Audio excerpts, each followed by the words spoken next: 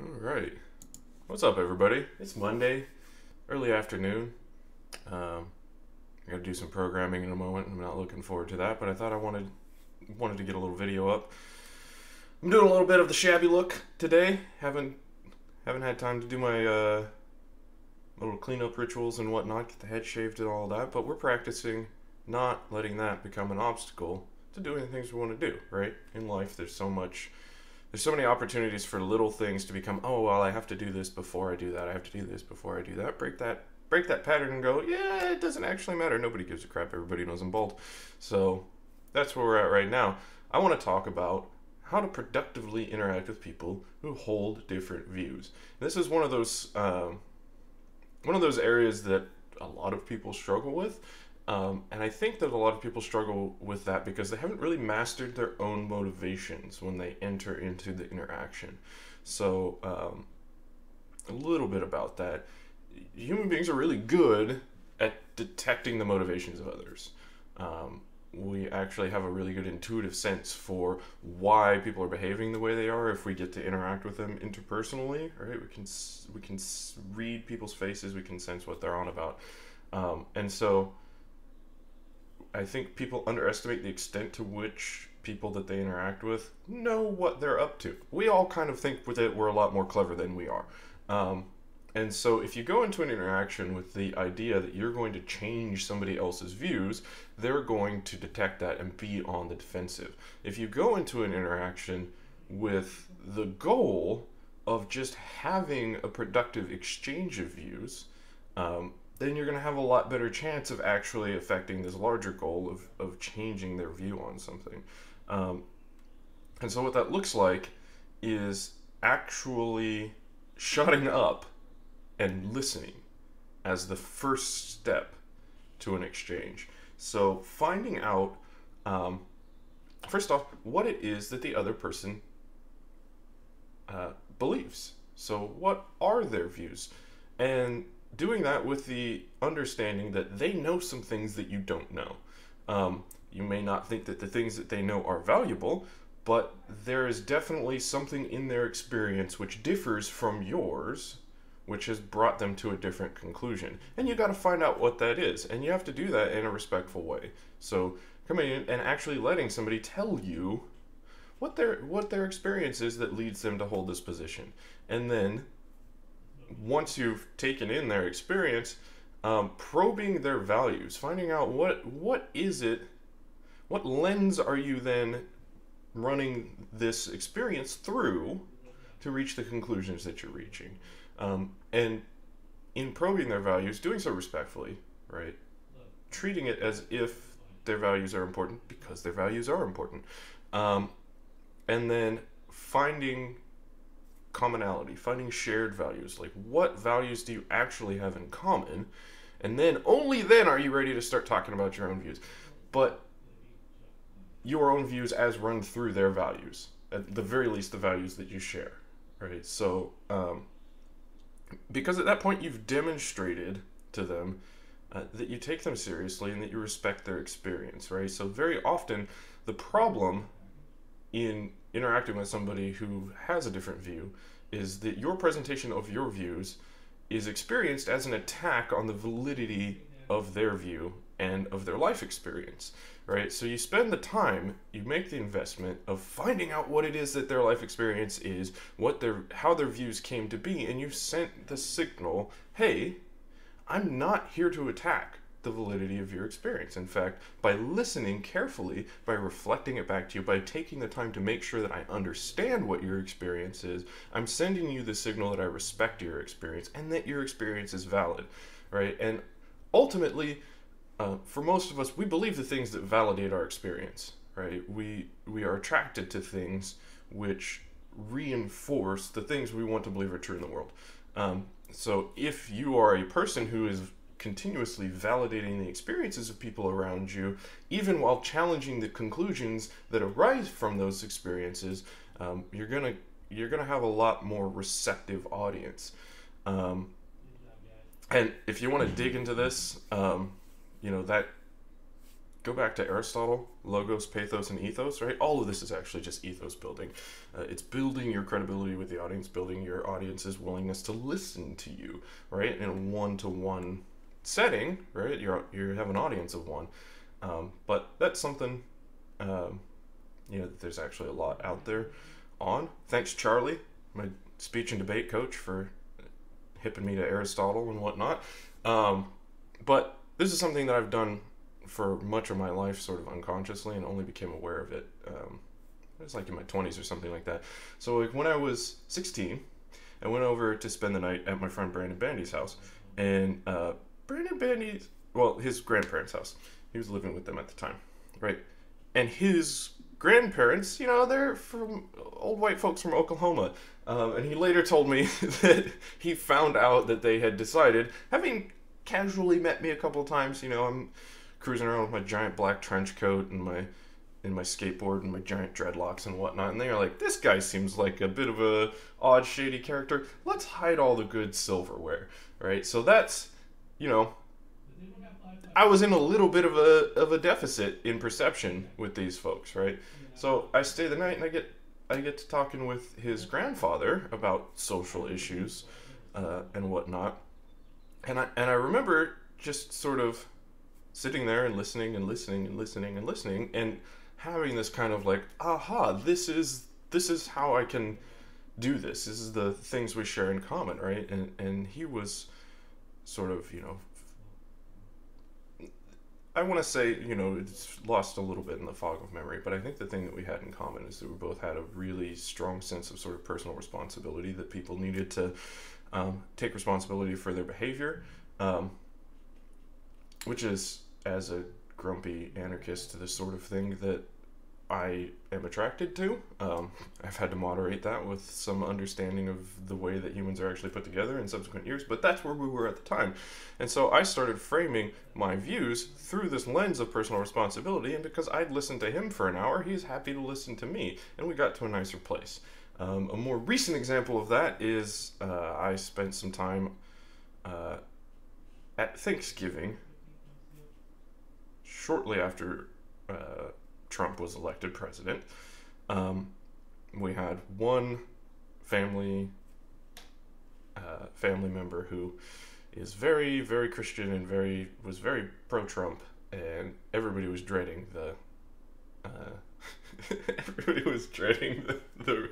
reckoning that was to come, because so many people had made fun of his views in the lead up to the election, and somebody got him started on politics, and then immediately I was called over, and it's like, here, Brian, you argue with him. And I'm like, I don't even know what the topic is, right? And so the topic is transgender rights and bathroom issues, which is one of those just complete red herrings. It only exists as a discussion to muddle the conversation and to inflame passions, and generally to make people talk past each other. And his opening expression of his position was essentially, I don't see why all of these trigendereds need extra rights. And so I'm going, okay, this is going to be a while, right? But I do know about him that he is a serious Christian. And while I wasn't raised particularly religious, because my mother, I don't think, ever trusted me to behave in a church, the Salvation Army offered very, very affordable daycare options during summer when I was out of school. So I spent my elementary years getting trundled off to Salvation Army day camp and spending a tremendous amount of time doing Bible study and sort of taking in these sort of more right-wing Christian views, and often doing my best to get kicked out of Bible study in chapel, but I dug in, right? So I actually know a fair bit about the Bible, and I've subsequently studied a fair bit about especially the New Testament and Jesus, right? So it's like, okay, I'm going to make a little project here of figuring out what parts of the Bible is he interested in, and especially what parts of the teachings of Jesus resonate with him, because I think we've got some ground that we can work on here, right? And so we got around to the agreement that it's important to be considerate of sort of the least favored individuals in a society, right? So Jesus says, whatever you do unto the least among us, you do unto me, right? Okay, now we've got a lens, right? So now let's talk about the issues that transgendered people face in our society, right? And let's talk about, incredibly high suicide rates, incredibly high social pressures, incredibly vicious things that are said about these people, and just kind of, okay, you're a rational person, John. When did you decide you were a man? Right? Let's dig into your experience. When did you decide you were a man? It's just like, oh, well, I don't really remember making that decision. It's like, yeah, because maybe that's something that got baked into you, right? Now, given all of these facts that we've just been through, which you don't dispute, that transgender people are having a really hard time, why would they make the choice to have that experience, right? If they could just have a choice to have a different experience, right? To not be transgendered, and that seemed to resonate, and that might not have resonated if I hadn't listened to him for the previous hour about his view and his understanding. And we eventually wrapped around to the view that these were people who had really legitimate issues, and that we as a society should make accommodations for those issues so that they can have a better life experience, right? Coming at it from this Christian perspective. Now, I did have a little bit of a little bit of a interesting sort of hint that could actually work, because I actually watched a couple of rugby players being interviewed, Samoan rugby players being interviewed on a British television show, talking about gender issues, because apparently they have very different understanding of gender issues in traditional Samoan culture. And it was very funny because they were saying, oh yeah, well, we have another brother who's way bigger than all of us, but he's never been into sports. He was always into dresses and makeup and stuff, and all the aunties would dress him up. And the interviewer is like, okay, and where do you think that comes from, that you guys are so accepting of that, and Western culture struggles with that? And they framed it as, oh, well, it's a Christian thing, and just sort of laid out the frame that I ended up employing there. So interesting perspectives. But the lesson to draw from that experience for me was, it really works to listen to people, right? Because this is a person who at one point threatened to stab me at a previous Thanksgiving, because he solicited some feedback on his parenting techniques and apparently was not happy with the feedback that he got from me. And so I was in the hole with this person just a little bit, right? And we have been best buds ever since, right? I'm his favorite person, in large part because I was the only person there who didn't start the conversation off with "you're an idiot." And that's really important. The dismissiveness that we so casually throw at people who disagree with us really divides us up into tribes of people who can't talk to each other anymore.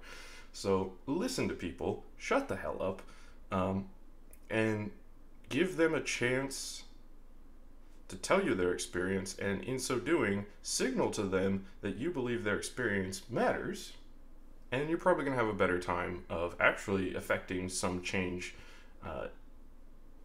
in their views where their views are unhealthy. And this is sort of tangentially related to being a happy human being. It's more fun to be a person who listens than to be a person who yells. I can tell you that much. And trust me, I've tried both. But people really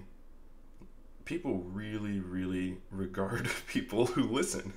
And in my life, that means I can get away with a lot. So, I have friends who I hang out with their parents and they tell me all kinds of stuff and whatnot, and I'll just, oh, well, your church is evil and your religion is stupid. And they're like, how are you saying that to my mom right now? And it's like, because I've actually listened to her in great detail as to what her religious views are, and she knows that that's actually coming from a well-meaning place and isn't defensive about it, but we actually have a constructive understanding of where we disagree, and I'm sort of lampooning that.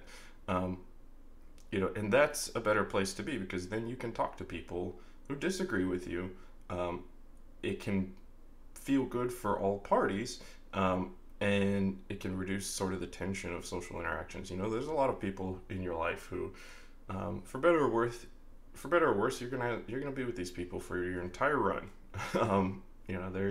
They're part of your life. They're family or family or friends of family or what have you. So you got to learn to talk to them, and if you actually listen to them, you're going to get a better result. So that's got a little rambly in there, but that's basically it. Check the ego, check the motivation, understand that the thing you should be aspiring to is a productive conversation, and in having that productive conversation, in sending the signal that you respect somebody's views, and that their views are important, that's going to open the door for them to have a different experience, and for you to have a happier experience. So give it a shot. And as usual, I haven't set myself up to end the stream. There we go.